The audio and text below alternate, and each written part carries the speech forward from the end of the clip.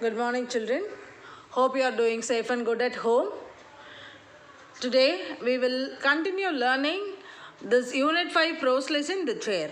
Okay, and earlier we had learned that the family was having only a three-legged stool which was not comfortable for the guests to sit on. So they decided to have a chair at a home. And since there was no chair in the village all the time, and there was only one person who was known to make the chair in the neighboring village, that carpenter was sent a word to come to the home, and this family sat on a discussion to decide on the color, the wood, and how are they going to make the chair. Like that, they sat for a discussion. That's when Mamanar also joined the discussion, and he also wanted a chair. Okay, they made two chairs that were looking like alike, like twins. Okay, and they were deciding, and they had got the chairs ready. Okay, it was like a twin, Ram Lakshmanan, and it was ready. One was given to Mamnar, one was held by the family. This family people, they were overjoyed. They enjoyed the comfortness of sitting on the chair. There were quarrels between the children too, and they were enjoying the moment of having the chair at home. After a few days, the people in the village, they started approaching this family, asking for the chair to make the cops sit on it. The cops were made to sit on it. After that, which the children were afraid to sit on the chair, even if the chair was washed and cleaned for thrice and twice. And these people, the elderly people, also hesitated to sit on the chair. Okay, and they were thinking on how to bring the chair back to use. That's when, fortuitously, a guest visited our house one day. We had the chair brought for him. Don't bother, I'll sit here, he said, and we went towards the cloth mat. We were afraid that he would sit on the floor. The whole family persuaded him to sit on the chair. As soon as he sat down, my little brother and sister fled into the garden, into the backyard. Now and then they peeped in to see what happened to the man on the chair. Okay, so one day there was a guest again at the home, and they offered him this chair to sit on. He just said he will sit on the cloth mat, but they persuaded him to sit on the chair. He was sitting on the chair. As soon as he sat on the chair, the sisters and brothers just ran away to the garden. Okay, from the garden, they were now and then they were peeping inside the house to see, is the person who is sitting on the chair alive or dead, like that, because this chair was used for the cops to sit on. So they had that intention. Okay, might be the person who is sitting on the chair will die, like that. So they were just peeping around. The next day, the local elder dropped by and chose to sit on the chair on his own, bringing us even more relief. He is rehearsing on the chair now itself, whispered Bettina in my ears. This is how we seasoned the chair.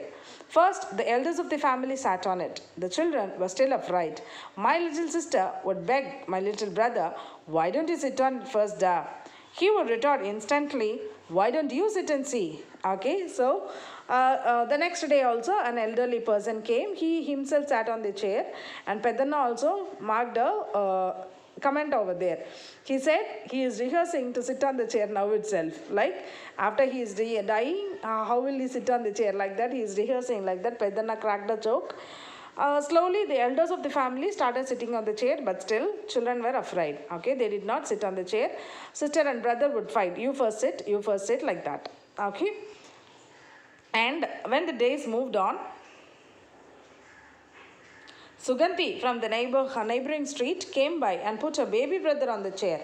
It was only from then on that the children of our house sat on the chair without fear. Okay, there was a neighboring person in the neighboring street. There was a person called Suganti. She took her baby brother and made him sit on the chair. And that's when children were also out of their fear, and they started sitting on the chair. Again, one night, someone died and they took away the chair. This happened ever so often. We sent away the chair with sadness. The mourners who came interrupted our sadness differently. They assumed that we too were mourning for the dead. Okay, so every now and then people in the villages, they just came and they knocked the door asking for the chair for the corpse to sit on.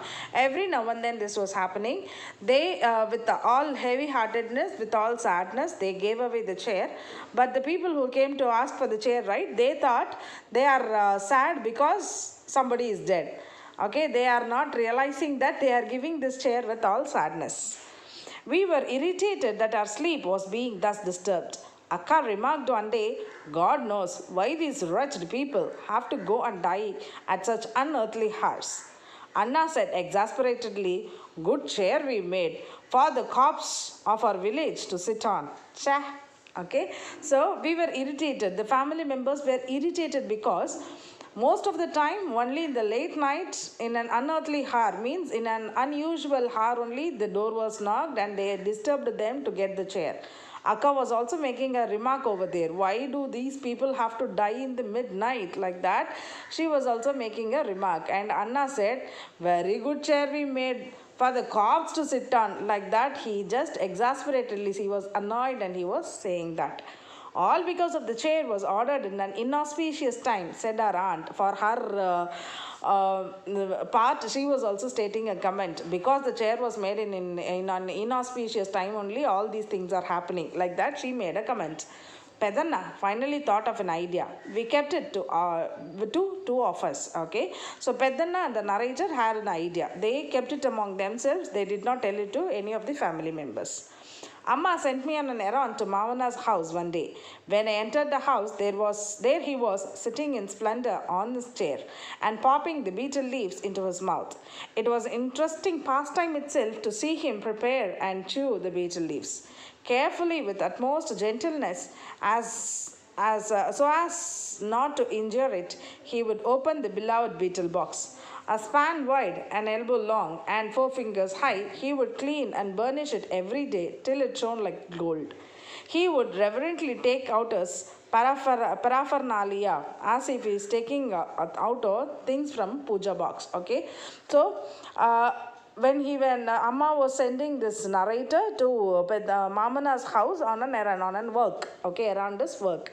And when he entered, he saw that Mamana was sitting with all splendor on his chair.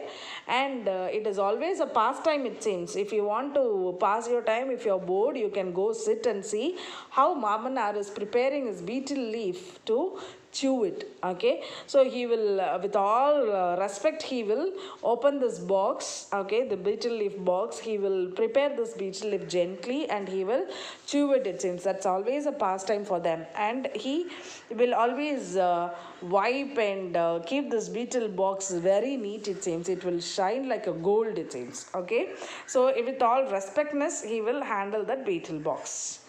Though he wiped the betel leaves clean, he never pinched off the stalk. So thrifty was he. If he found a coarse leaf, he would strip the veins off, which always made us think of the old riddle chant about the betel leaves. Catch hold of Muttappan, strip off his spine, smear him with fresh butter. Okay, so although this person, no, this Mamanar, he wiped off the betel leaves, but he never plucked this stalk, the comb from the betel leaf, it seems, because he was stingy. That is what this narrator understands. Because he is stingy, he is not even plucking off that stalk from the betel leaf. Like that, he thought. Okay, if at all that is a well-grown betel leaf, then he will strip off the spine of this vein of this betel leaf, the center stem. Okay, the center stem alone he will strip off, it seems. That's when he will remember this riddle, this vidigadai about the betel leaf. Catch hold of Muttappan. Muttappan is nothing but the betel leaf. Strip off his spine, that center vein. Smear him with fresh butter, applying lime on the leaf. This one he will remember, it seems. He would sniff the broken arcanet. Sniffing was supposed to ward off intoxication. Then he would blow on the nut to get rid of the invisible arcanet worms. That's why. This sniffing and blowing, slow to begin with, would increase in speed, hand moving from nose to mouth until with great noise, oomsh, oomsh, it was popped into the mouth, tabak. Okay, so this is the process he will do. Okay, he will take the broken arcanet, that is nothing but the pak, okay, and he will sniff it, he will smell it. So to have that intoxication feeling, okay, he will smell it again. He will gently blow it to get rid of the worms, okay, and then he will put it inside the betel leaf, and that slow process of blowing and sniffing will all of a sudden become fast it seems. Slow, fast he will shoom with that sound. He will fold this betel leaf and he will put it into his mouth. To find out how tidy a person is, all one has to do is to look at his lime paste dabba. Where this was concerned, Mamana was unmatched. Even the excess lime paste on his finger wasn't wiped off unnecessarily on other objects. He would press this lime paste dabba to the eyes with reverence. His everyday torch bought 15 years ago was still in use, bright and spanking new as if bought just now. The one bought by our family at the same time has sprung a leak, detoned, alloying and pitiable. It looked like a chronic patient about to die. Okay, so whenever you speak about tidiness, you can always go ahead to represent Mamanar for tidiness, because even that lime paste dabba, no, generally the lime paste dabba will be having this excess lime spread on it, on the corners and all that. But this Mamana's lime paste dabba will be the dabba which is very neat, it seems. So such a person, such a neat person is Mamanar.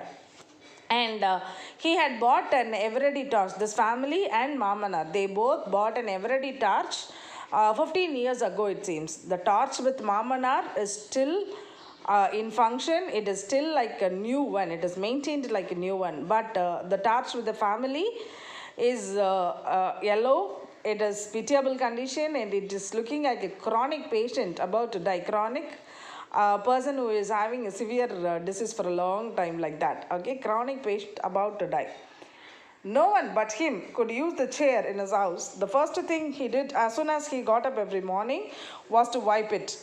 Had it to be shifted, he himself carried it and put it down carefully, as if placing down gently a mud pot brimming with water. Okay, so no one but him. In Mamana's house, only Mamanar was using the chair. If at all it has to be lifted and put it in somewhere, some other place, he himself will do it and he will handle it very carefully, as though handling a mud pot full of water. Okay, so he was very careful in handling this chair. Who?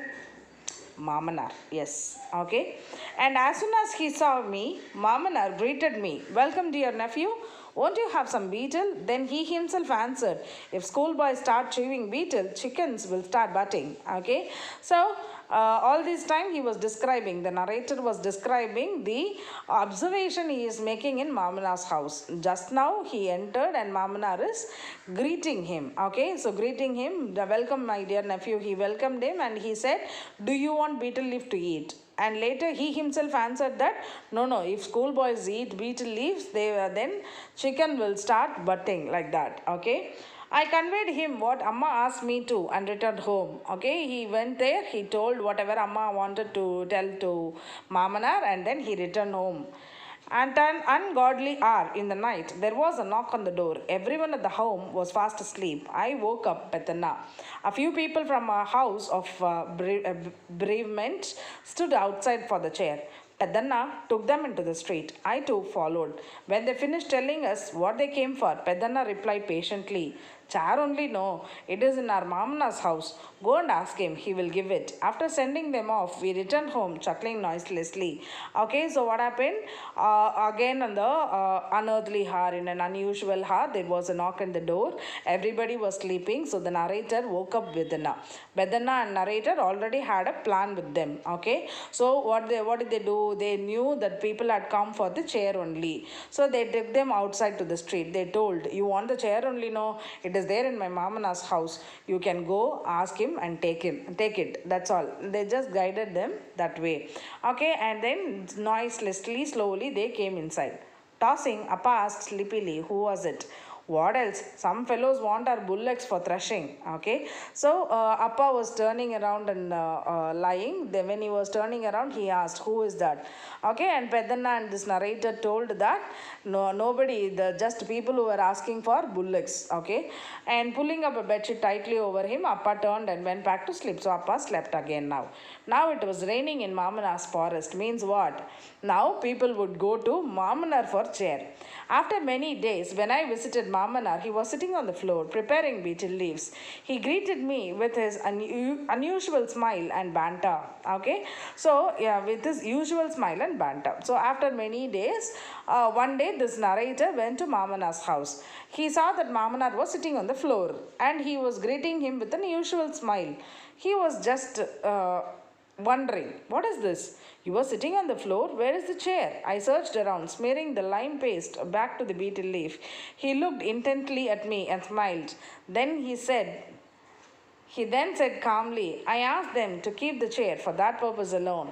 Anyway, you need one for that too, no? Okay, so this narrator was asking, why is this, Mamanar? You are sitting in the floor? Why is that? Where is the chair? Like that, he just like that asked. He knows the intention. Who Mamanar knows the intention of why he is asking about the chair all of a sudden, because these people only sent the village people to Mamanar's house, and Mamanar told, yes, I donated this chair to the cops to sit on. The village people can use the chair for that purpose alone. I have given it to them. Anyways, for that purpose also we need a chair, right? I didn't know what to say. I hurriedly came home to convey this news to Petanna, but gradually my steps slowed to an ordinary gait. Okay, so gradually what happened? This narrator, he just wanted to fastly go to Petanna, run to Petanna and share this news that Mamanar had donated the chair to the cops. But when he was walking, his pace just slowed down. Okay, his fastness, his way of walking slowed down, thinking how good a deed was done by Mamanar. Okay, how generous he was to give away the chair for that purpose alone. All these days he was thinking that Mamanar is a person who was stingy. Mamanar is a person who is selfish. Mamanar is a person who will not give his own belongings to somebody. Like that they were thinking all these days. But look at the way he had proved himself to be generous. His generosity made him slow down his walk and think on the lesson that he had learned with Mamanar. Okay, not only the narrator or the Bedana or the family, even we go ahead to meet so many people in our life, isn't it? There are so many people whom we are meeting every day, every now and then. If we go ahead to judge them by their outer look, we are wrong. If we go ahead to be with them, gel with them, understand them, then we go ahead to judge them or to analyze them or to understand them. That is the best decision we could make in our life. Okay, do not judge a book by its cover is the life lesson that you are learning from this story. That is what I know that I am learning. And what is the angle you are looking at this lesson? Do you look it in a positive way or are you looking it in a negative way? What is the lesson, life lesson you are taking from this story? You can let me know. You can write the moral of this lesson in the classwork and submit when you are submitting your notes.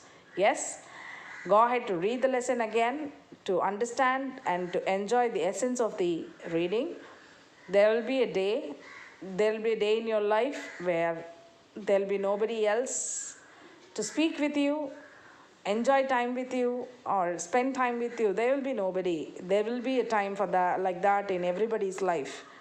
That's when books and the habit of reading will help you. Go ahead to cultivate the habit of reading in you. Yes, that will always help you when you are feeling alone, when you are feeling bored. Okay, so go ahead to read at least the lessons in your books. That will bring the habit in you, and later you can fix the genre that you like and you can go ahead to read it. This original title of this story is Narkali. If at all you can go ahead to download or buy or subscribe yourself in a library and search for this book and read. Always reading will take you to high positions. At least it will give you peacefulness in your life. Yes. All the best, children. Meet you again. Thank you.